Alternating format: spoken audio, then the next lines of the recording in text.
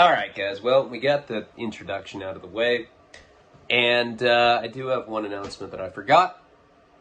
For Thanksgiving, special sponsor deal, butthole shots. Swear, I'm gonna do it. Fuck it. So what?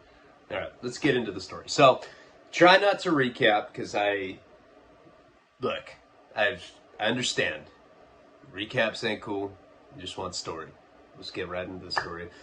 But just so you know where we're at, chronologically, I can't not, do recaps, because I don't even know where the fuck we are. My life is so confusing, getting all the different time periods in order and trying to have, a flow with telling stories. I have to at least have some point of reference. So, I don't even remember where we were last time in this particular storyline. And yes, I heard your fucking complaints. We are getting back to unfinished storylines. China, Florida, juvenile delinquency, things that I haven't done for a long time, but this is the one I feel like doing tonight. So where we're at chronologically, I don't remember on the last video, but this is the time period that I was selling drugs, and what had happened is I got in debt really bad with SAS. We've covered all that.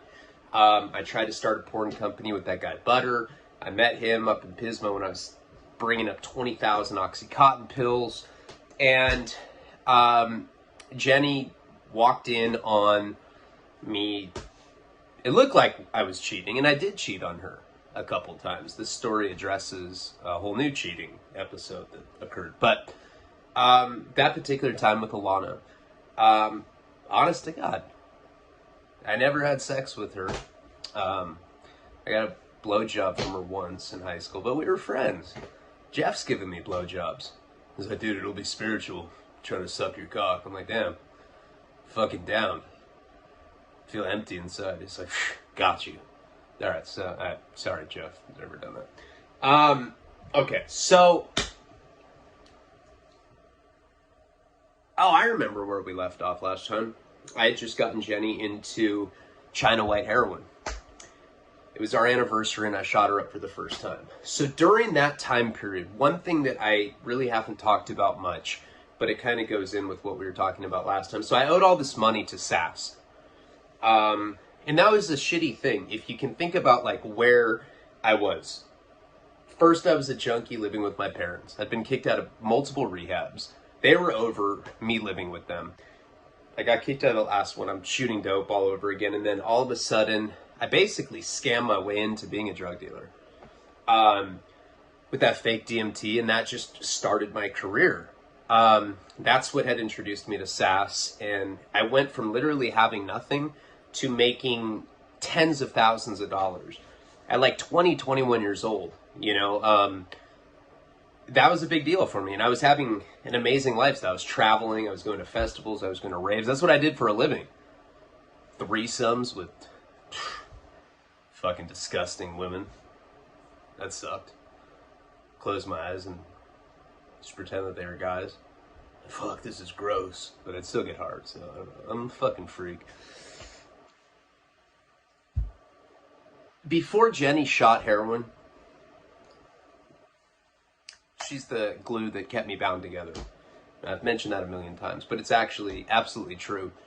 And there's a couple things that I haven't really gone into explicitly, or at least I don't remember. I don't fucking remember stuff that I was posting a year ago. So if there's some overlap, I'm trying to do things that I hadn't talked about then, but there's a little overlap. I apologize for that. But the Copbusters thing, legitimately during that whole time, I had gotten hooked up with Spike TV, and I was making real money. I was making $3,500 a week legally when I was 21, and I'd go down to these studio meetings down in LA, Century City a lot. Sometimes I was in Universal City. Just depended on where they wanted to meet. A lot of times we went to cafes. Sometimes I actually went to the studio. But I was completely fucked up on crack. Heroin, we've talked about. I get acne. I get asexual. I don't want to fuck anyone, which is weird for me because I'm borderline sex offender right now. I mean, it's consensual with Karina, but if it wasn't, then I'd be a sex offender. Because I'm one of those asshole boyfriends where if she doesn't put out, I'm like, you're a dyke. And she's like, what? Oh my God, you can't say that. It's 2020. I'm like, you are. You're a lesbian. She's like, oh my God. I'm going to tell your following. They think you're liberal. And they know I'm not liberal. They know I don't give a fuck. I'm nothing. No, I piece of shit. I guilt trip her when she doesn't give me sex. I'm like, I can get sex from Jeff whenever I want. I've never had sex with Jeff, but it seems like something that could happen. But when I'm on heroin, I didn't have sex. You know, I become completely asexual. And I talk about my heroin addiction quite a bit, but I think that perhaps I don't convey the level of crackhead that I was during that period of my life. I mean, I've talked about it, $600 worth a day, and I'm sure there's people like, that's an exaggeration. It's not. You know, well, I used to smoke crack. I never smoked that much. Well, were you making tens of thousands of fucking dollars every day? Not every day, but I was making about 10 grand a week. That was my average. If I look back at my drug dealing career, I was making consistently 10 grand a week. There were times that I made 50, 60, 70 fucking grand in one deal.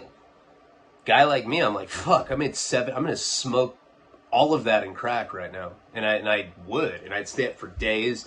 And I'd go into psychosis, and it really affected me when I was working for Spike. And at a certain point, as I've talked about a million times, I conceptualized and I pitched a show called Cop Busters. Thought it was a great idea. And what happened with that, I'm not going to go all into Cop Busters, but around the time that was going to become a thing, I had pitched it to this guy, Adam, over at Spike. I just simply said the premise. I'm like, look, you've seen what I look like. That I was ugly. My hair was matted. I look like this all the time. I'm like, dude, I'm sober. They knew I wasn't sober. He said that to me a couple times. He's like, you're on heroin. I'm like, heroin? Why do you think that? He's like, because you have fucking track marks. What do you mean? It was obvious that I was on here. I mean, you've seen remember, do you guys remember that clip where I'm like, this is what happens when you listen to too much Tupac? And like my arms are completely destroyed. I look like that all the time. And it got to the point where like, and also on top of all of it, I'm not on drugs right now. Well, I mean, take ecstasy pretty frequently and I smoke weed. But I'm not on opiates. I'm not on Suboxone. And even so, I'm relatively sober. I smell like shit. I've always been a smelly guy. Very few people tell me that unless I'm really close with them. Paul would he'd be like, dude, you stink. Even when I was sober. Well, I don't know. It depends on how depressed I am. But I stink. I don't know. I'm one of those guys that goes in the shower, but I don't really wash. I just like scrub my dick a few times and then just stand there and let like the hot water hit my back, like all depressed. Such a bitch. And dry, and then I don't really dry off, so I get this like weird mildew like after scent on top of it. So I stink when I'm sober. When I'm on crack and heroin, you remember being a kid and like going in an elevator in some sort of like public setting, and there's the distinct smell of homeless person urine in the elevator shaft. If you know, you know. And that's what I smell like. Like even right now, I can't smell because my nose is destroyed from drugs, but I probably smell like shit. I don't know. Karina fucks me. I don't know. She doesn't speak English though. Sorry, that's like the second time I've made fun of her for being Mexican today, and I feel bad. Probably gonna go to hell for that. Like, my son is half Mexican. I'm just joking, guys. Like, this is all, it's all in good fun. But I stink, right? So when I'd go down to these meetings, and that's why I'm painting this picture, is because it's funny. I'd go down to these meetings and I'd be with these like really polished guys. You know the type. They'd be just doused in like Tommy Hilfiger cologne, and like, they all look like date rapists. Like, as fucked up and scummy as I looked, I'm like, damn, that fool has slipped a chick a roofie in his time, because they look like that. You know the type. But I was the only one that stunk. And I know that that they knew that I was a junkie. But I did contribute something to Spike at that time. I was able to get footage. A very, like, vast array of different kinds of footage. I could get, like, crazy, you know, fights of, like, you know, kids fighting. Not, like, little kids, but, you know, like, teenagers fighting. Skateboarders getting kicked out of places. Police chases, because I'd call and solicit them from police stations. I had a good knack for it. I was actually, like, really good at getting that kind of footage. So I was a valuable asset to them. But I'd go down to these meetings, hair matted, cracked out. You know, for me back then, it was hard for me not to hit a crack pipe every 3 or 4 minutes. So I would, like, be dying when I'd be in these, like, corporate ass meetings. And I didn't dress up. I wore, like, flannel. Like, everybody had a suit on, and I looked like Kurt Cobain. Like, what do you think? I'm like, yeah. Like, it wasn't a yes or no question. I'm like, yeah. And they knew. They knew I was a crackhead. So, I was selling lots of drugs at that house. And I don't know chronologically at what point it had happened, but at some point during all of that, that's when I had gotten in debt with Sass. And that sucked, because he was, like, my primary source of revenue. This is, like, before selling heroin had really become, like, a thing for me. You know, it was, like, we've been talking about it in the videos leading up to this. That was, like, still when I was getting a bunch of people's money, putting it together, and going down to LA to buy Sax. That was, like, that time period, right? And my income relied on Sass, but I was also making legitimate money from Spike at the time. Not enough to pay off 380 grand, and he didn't even tell me exactly how much money I was earning every time I did a high-risk thing for him. You know? The porn company thing didn't work. And then eventually, what little functionality I had at that point, I was like a puppet. Like, I didn't have, like, I didn't have a cane or anything, but I should have. That kind of situation. Like, I was fucked off. Barely walk. Jenny kind of made sure that I was at least presentable. Like, I was wearing flannel. If I didn't have her, I probably would have shown up shirtless with back knee. Been like, can I have $9? I'm just joking, but, like, it's the kind of thing where I was so fucked up that, like, nobody could tell I was joking, that kind of thing. So, 3 things happened around the same time. Jenny got addicted to heroin, and that completely fucked me. I owed Sass this money, and I had pitched the idea of Cop Busters to Spike. And that's when I had hit a laptop, when that girl was on acid, and I had to, like, chase Jenny down the street in the middle of the night. It was crazy. Adam really liked that idea. We ended up making a pilot. By that point, after we made the pilot, and I think a lot of you have seen that footage. I'm not sure which tiers I put them on, but I believe they were, like, maybe on the $10 or $20 tier. But I put the raw Cop Buster pilot footage. Not it put together as the pilot that we presented to Spike, but all the different filming that I had done. I wrote the script and everything. And I shot that to Adam. And he had already told me, he's like, the execs love it. Guys at the studio, they think it's bomb. I'm like, don't talk like that. You don't sound young and hip. It's like a date rapist, bitch. I wanted to talk to him like that. But I didn't. I was just like, yeah, man, all right. You're still talented. You're such a talented producer. You know, I was trying to, like, ascend in that world. So when I actually ended up delivering the pilot to them, Jenny was already gone on heroin. You know, and without her being sober, I was fucked. And what ultimately ended up happening is, and I know you guys are like, God damn, you just jump around so much. And that's kind of what happened when I started doing multiple storylines. what had happened at the end of that whole thing with Cop Busters is, you know, I've always been a really loyal person. That's one quality that I have that I can say that I've always kept. You know, if somebody's good to me, I never forget it. And maybe I'm not in the position that I want to be at the time when they do something nice for me, but when I do get to that position, I try to pay it back. And when I had the opportunity with Spike, after I had made the pilot for them, it was there was like this period. So Jenny had done heroin now, and she became a junkie instantly. We were shooting up every single day together. She was no longer my caretaker, and we stopped having sex altogether. If I wanted to come, I would just finger my ass and stimulate my prostate until I came. So, anyway, well, I never did that, but it'd be fucking weird if I was doing shit like that. Oh, I'm so high. Oh, feels fucking awesome.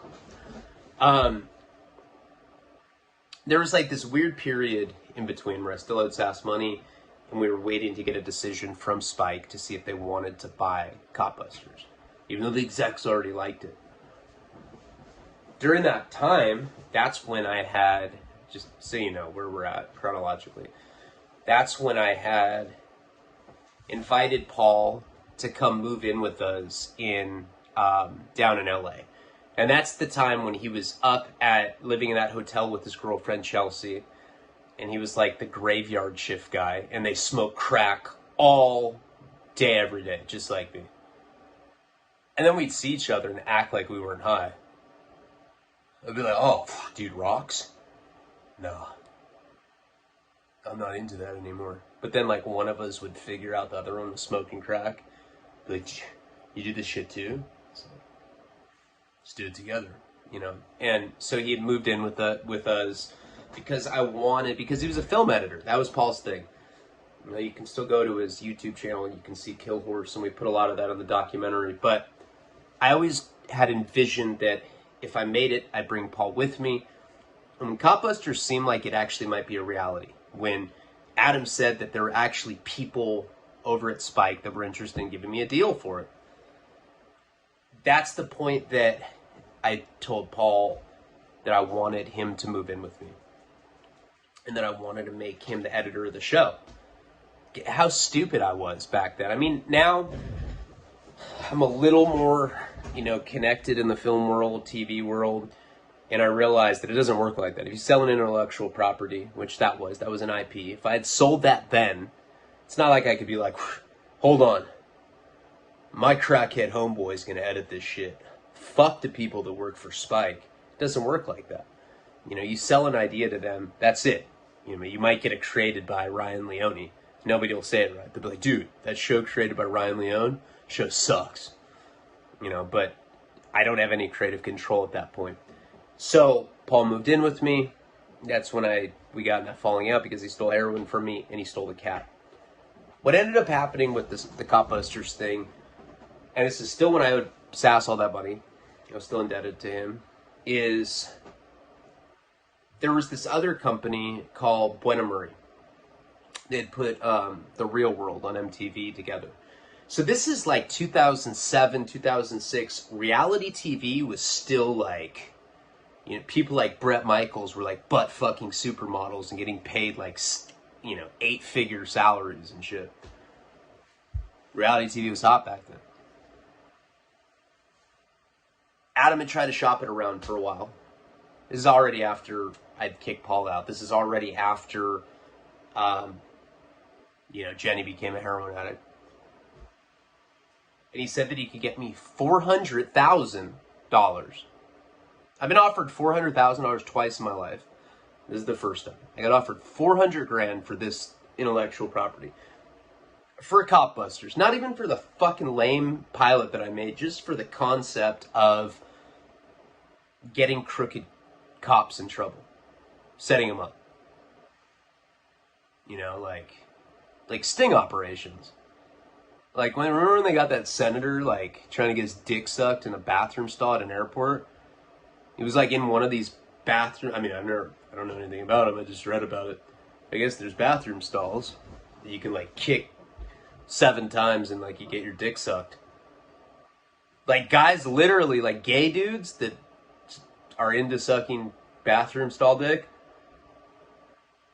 They don't even take flight. They just go to the airport to suck off dudes that are like married guys that are like flying home to their wife and kids. They want to get their dick sucked by some like chubby dude on the way.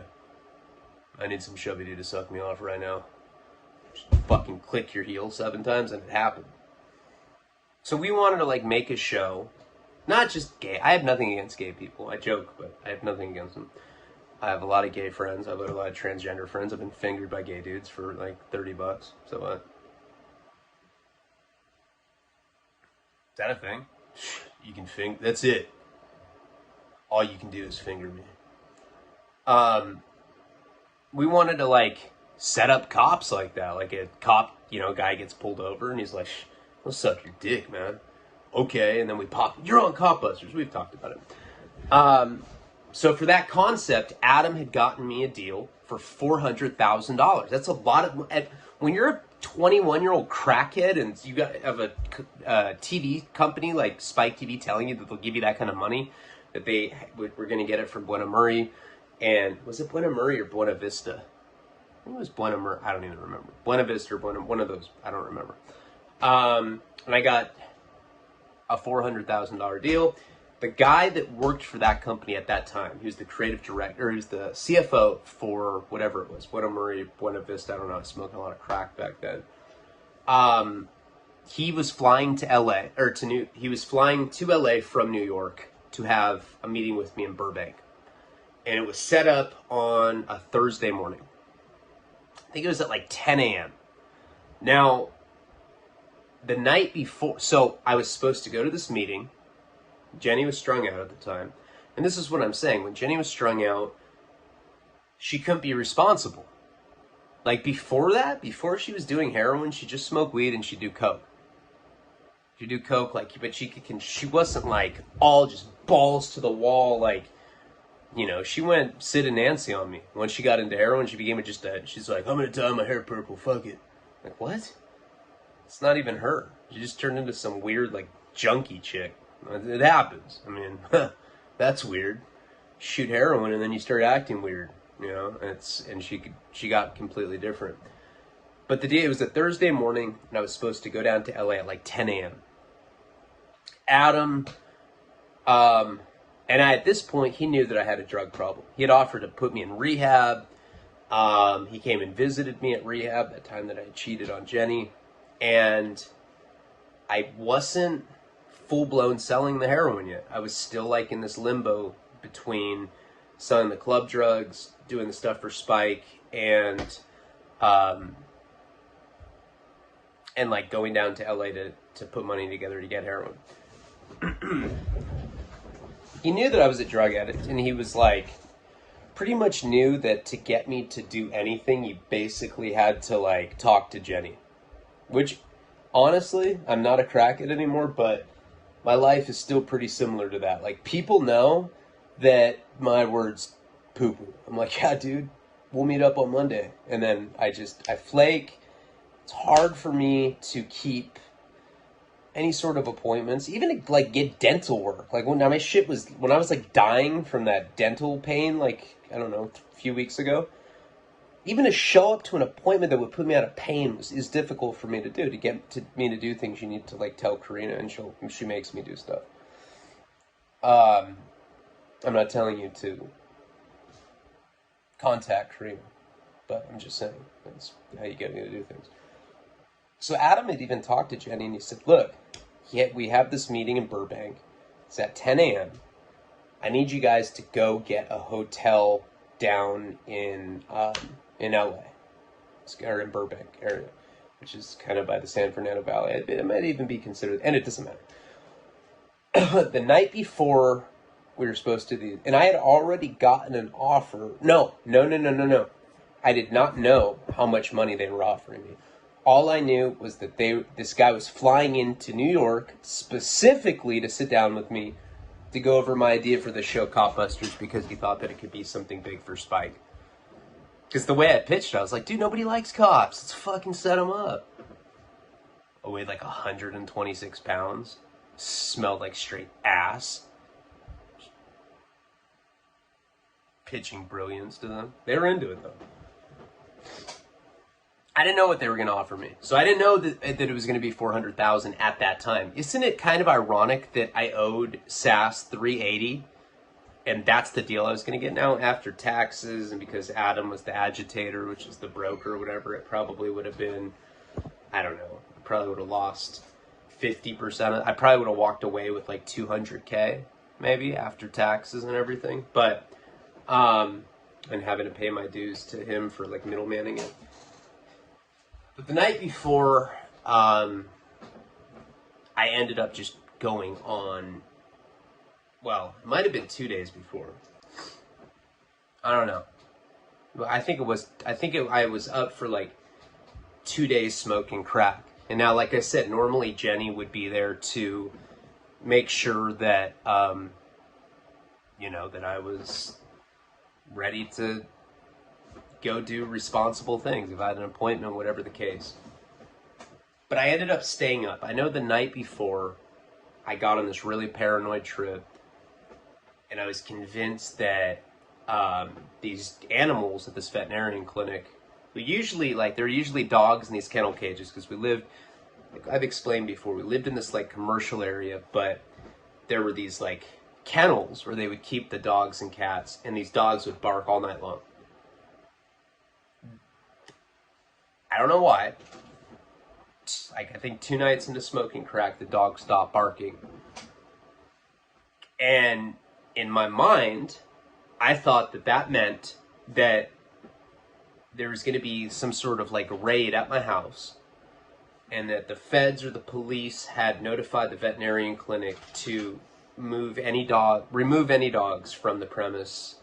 Is that how you say it? Premises? Why can't I think of that?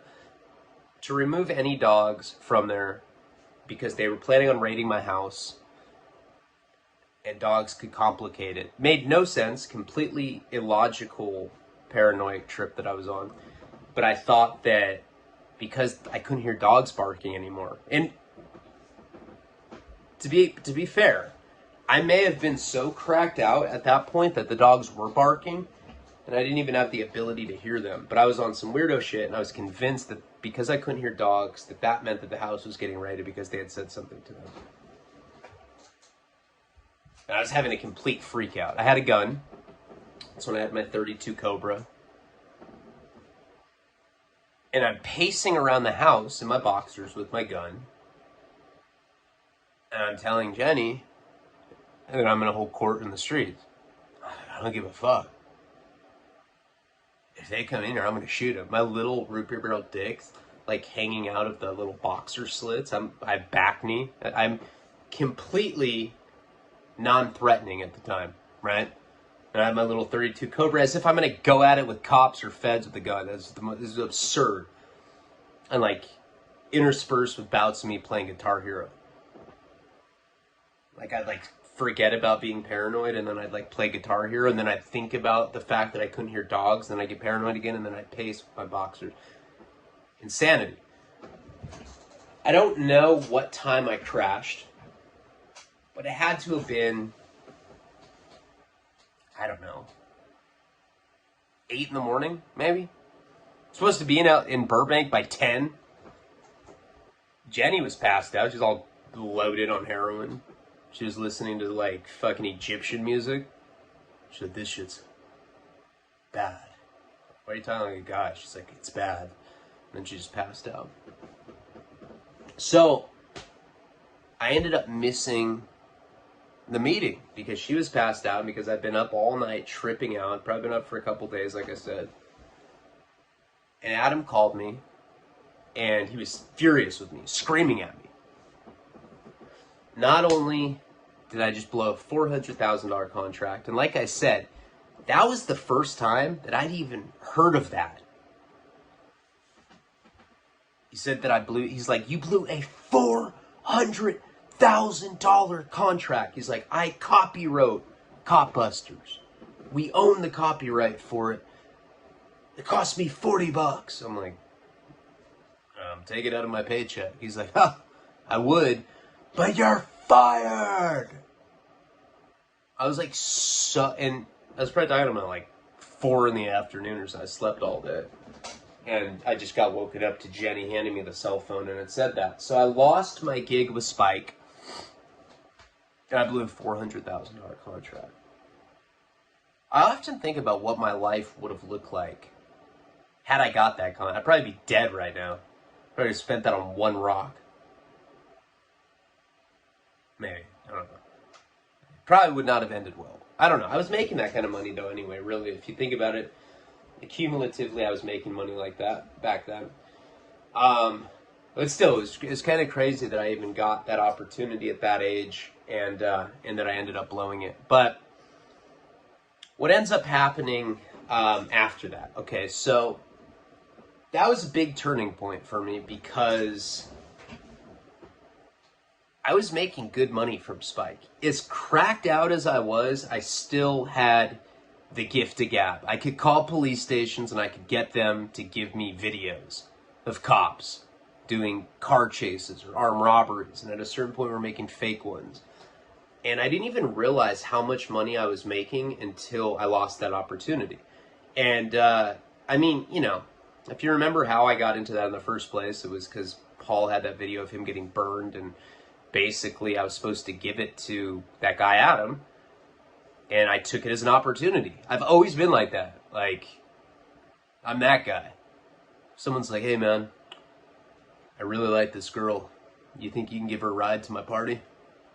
I was like, for sure. And then I'm like finger banging her. I'm like, don't tell him about this. She's like, no, I won't. And then like a year later, he's like, dude, Ashley told me you fingered her on the way to my party. I'm like, what a snitch. It's true. I'm like, no, I don't do. I've never fucked my homie's girlfriends. I don't do that. It's one thing I don't do. God, for a guy that has not very many morals, I can say I've always been really against that. Like, I don't know. My friends' girlfriends, like, that always seemed tacky. And that's funny coming from a guy like me, but really, I don't know. I was always against that. I think because I, like, kind of am empathetic. Because I've always been, like, so scared of being cheated on that I don't want to be that guy. I don't want to be that guy that somebody thinks about when they're triggered. See my face? I can only imagine. So, okay, so after that point, so now I'm indebted to SAS. I blew my only, like, legitimate employment opportunity that I had, which, you know, I mean, at 21, 22 years old, working for a company like Spike, that was kind of a big deal. I didn't have a lot of friends that were, you know, in the entertainment business. I had a couple actor friends, shit like that. Grew up with Katy Perry. But for the most part, I didn't really know, you know, too many people that had gone on to be in those kind of industries. And I guess I took it for granted until when it was gone, I was like, fuck, I fucked that up. So that's when me selling heroin really kind of kicked into full gear, because I owed SAS all this money and I was indebted to him. So he wasn't just an employer, it was somebody that I owed a lot of money to. This was just a bad situation to be in. And unfortunately, at that time, that's when, after I'd shot Jenny up with China White, now I didn't have any stability in my life.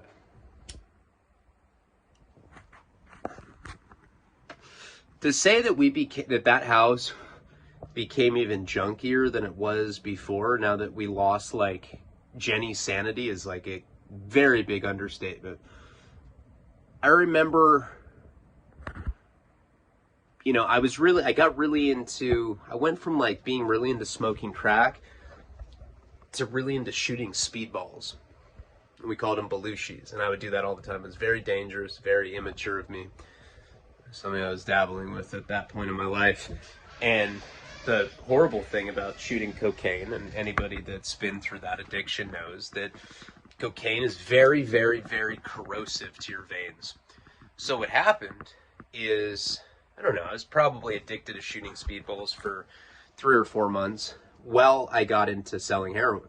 So now I'm going down to LA once, twice a week, picking up those multicolored balloons, and I'm selling them.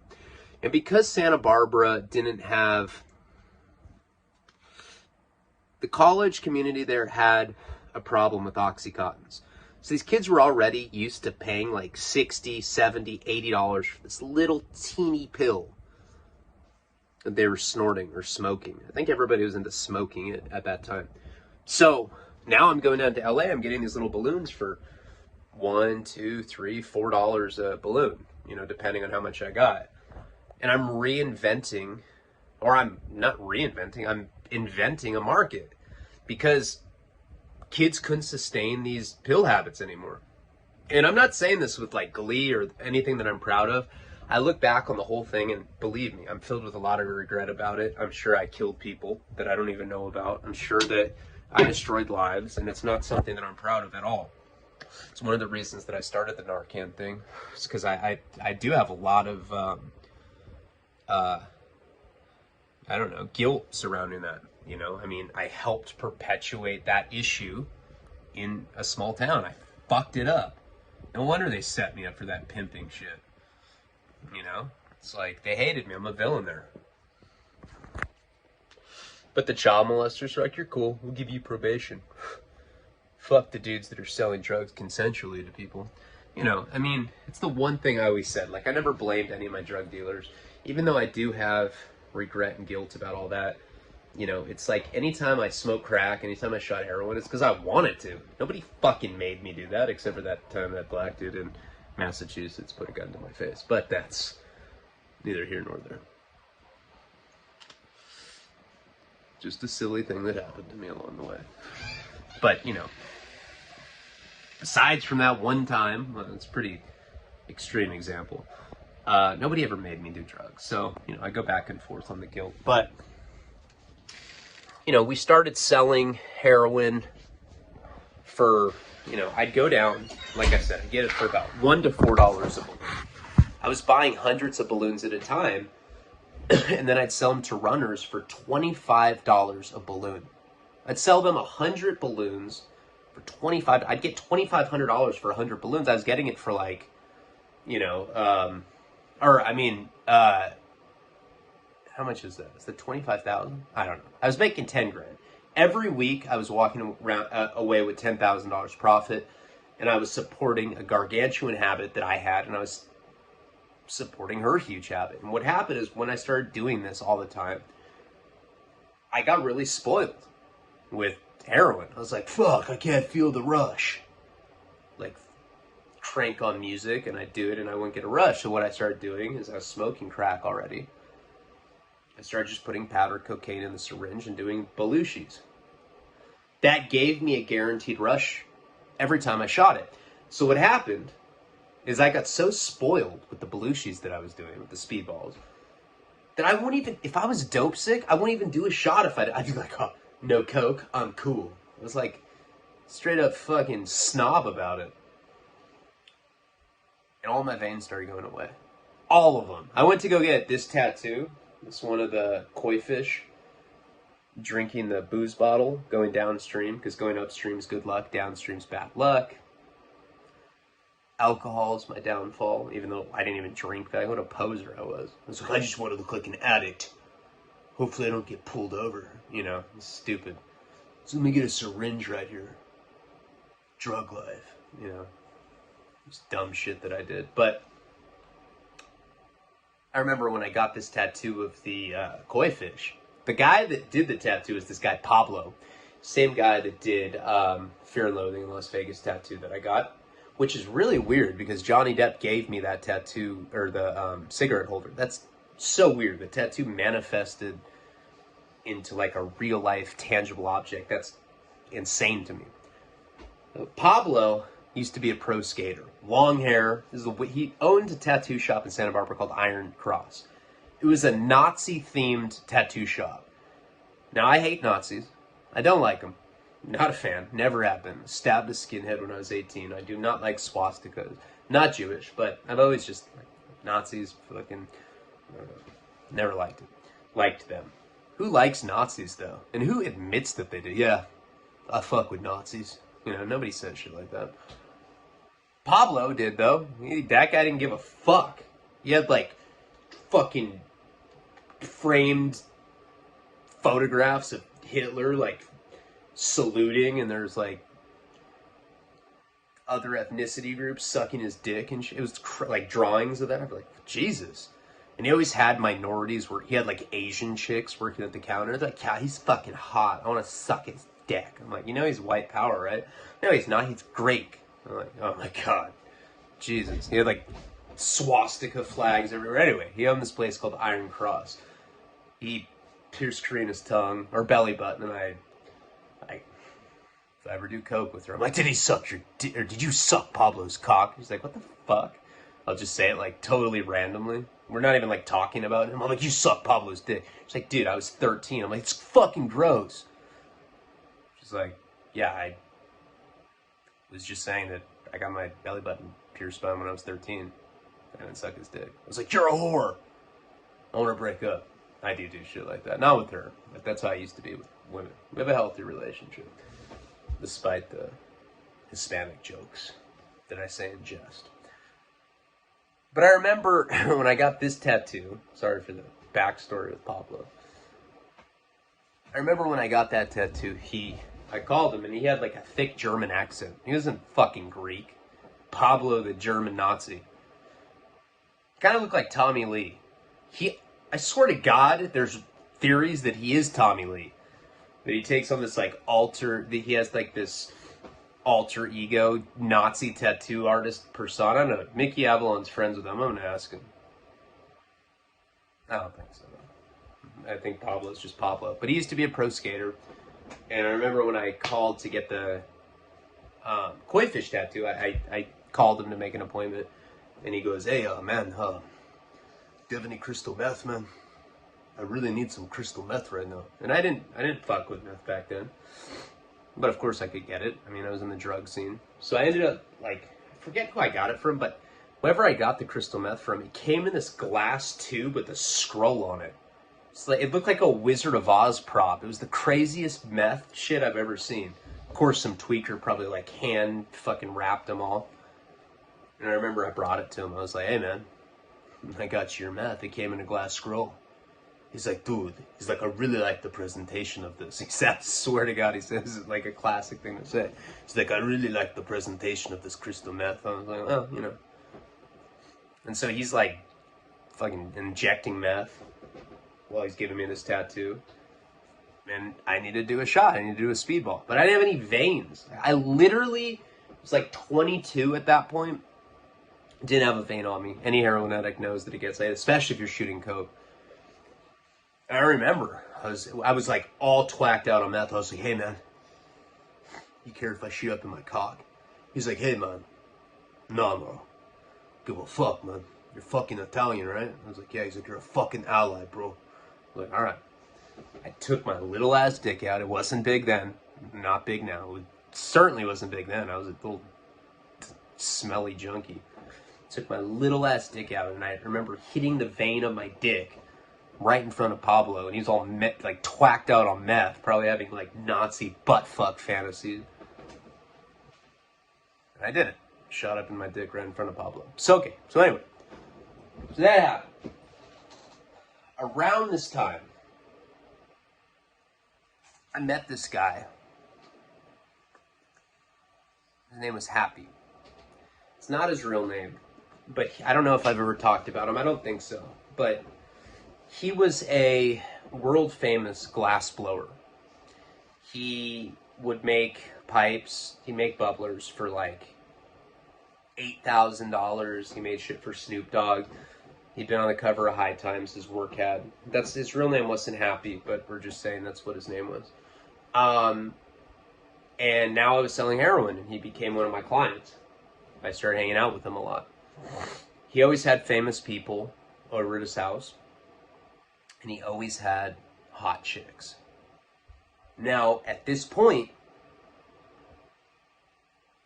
I was not sexually active, but I started dabbling in meth once in a while. And when I did meth, I had sex with guys. No, I had sex only when I was on meth. So I ended up going to his house one day, and I've been with Jenny for about a year now. I already cheated on her. She cheated on me. It was just not a good relationship.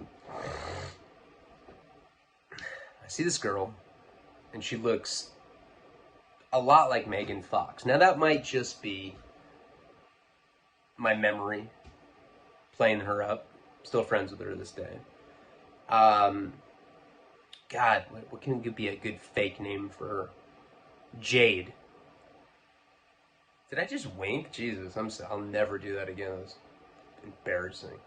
So I don't watch the videos. If I fucking rewind the video and I see myself, you know, it's like makes me kind of cringe. I meet this girl named Jade, brunette, model, and I meet her over at Happy's house. He had a pool in his backyard. He always had pool parties over there. And this is right around the time in my life when I started meeting famous people for the first time. He was really kind of like in that upper echelon of drug people.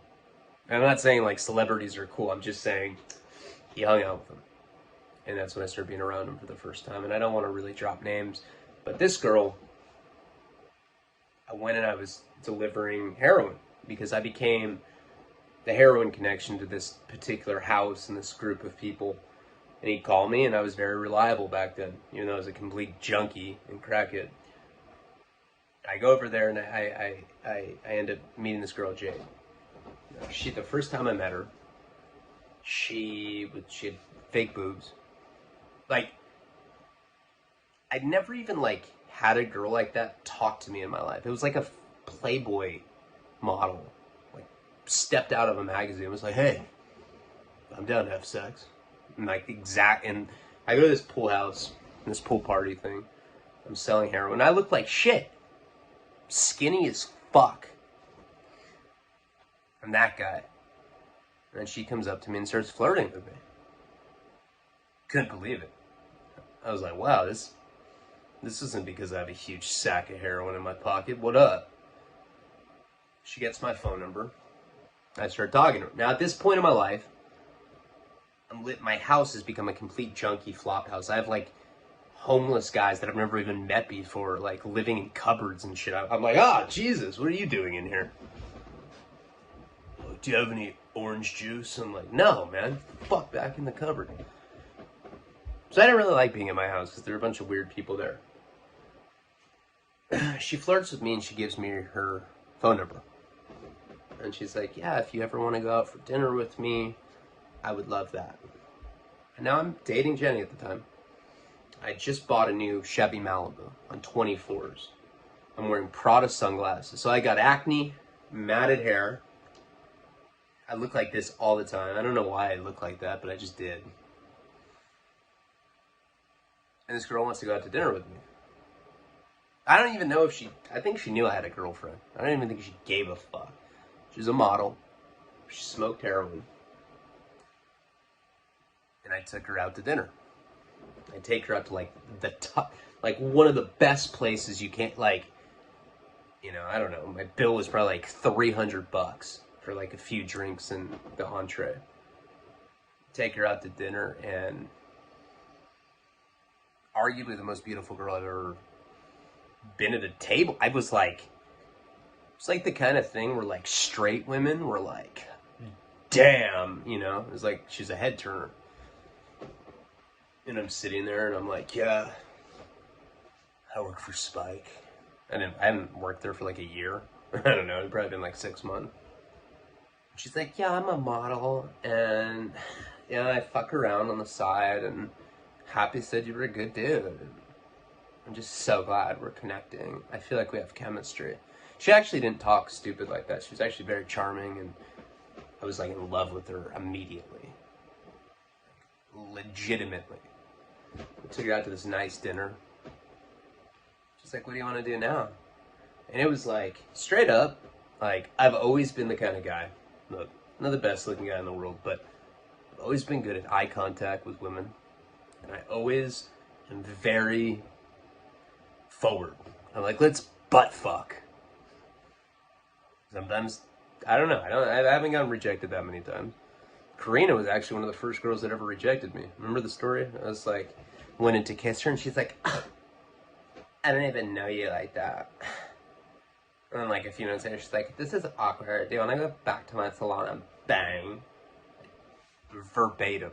That's how that happened. I took her back to her salon. I went in a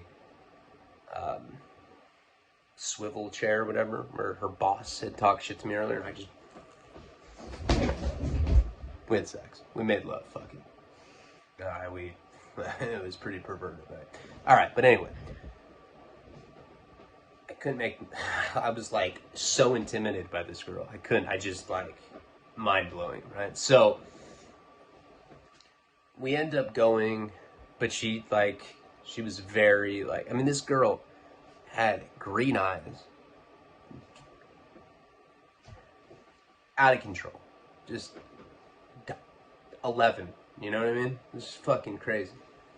And I'm like, you wanna go in my Chevy Tahoe? It has dual DVD. I was like just such a dork. I just couldn't. She was only hanging out with me because I was a heroin dealer, but it was whatever. And it was like high-end heroin dealing and culture. I mean, Santa Barbara is like a very upscale drug community. It's very proper.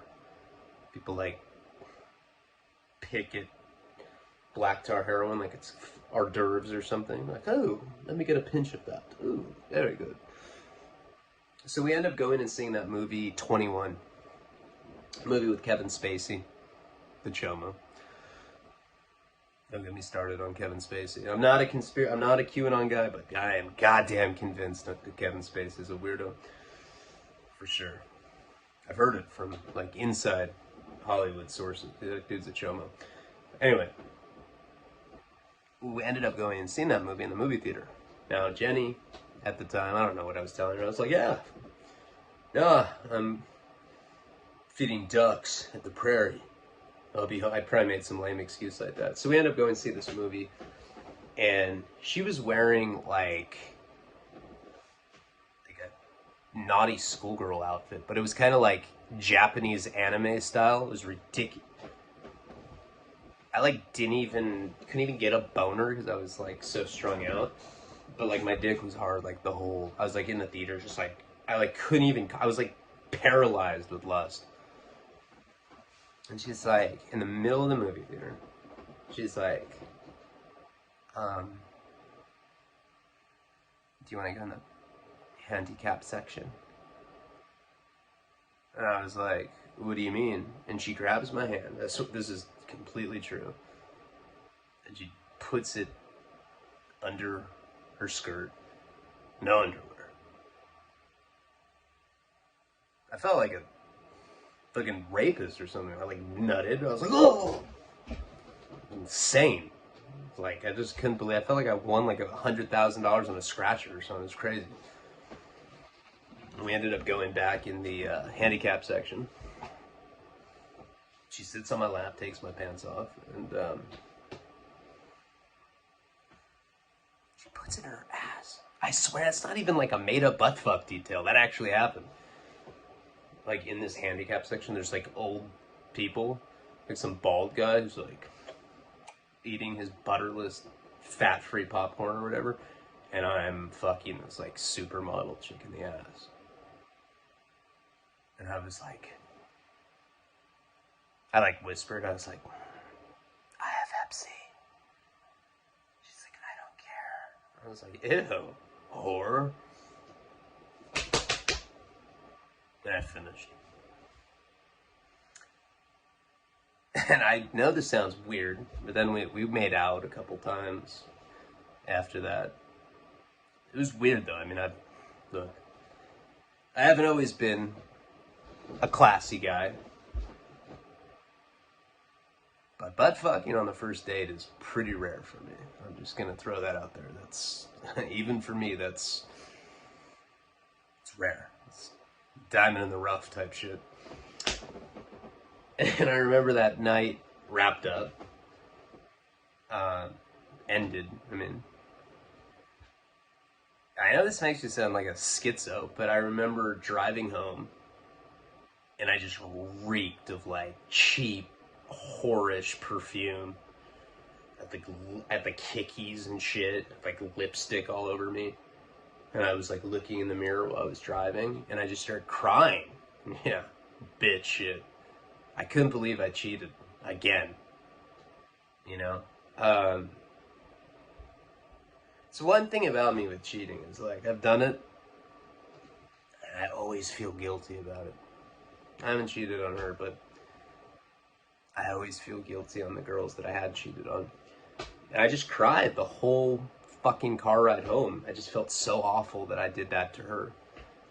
And I remember getting home, and I see her, and it was like, I don't know. I don't want to get into the details of comparing their looks, but like, I got home and I just saw her, and I just felt like the biggest piece of shit you could possibly imagine. You know, and it was like, I felt so bad that I almost wanted to tell her, like, look, I'm not trying to have you freak out, but some supermodel fucked me because I'm a heroin dealer, and I fucked her in the ass in the back of a movie theater for drugs. And Kevin Spacey is a chomo. But I didn't tell her anything. But I guess that was like the beginning of a pretty crazy time period. You know, those are like some of the things that were going on, like, behind the scenes that I think I left out the first time. We went over how I made $500,000 in a year storyline. But we'll get into more of it soon, and we'll get into the other storylines. I don't know what's up in me. My eyes are burning. All this butt fuck talk. It's got me allergic. I appreciate you all. Palabra.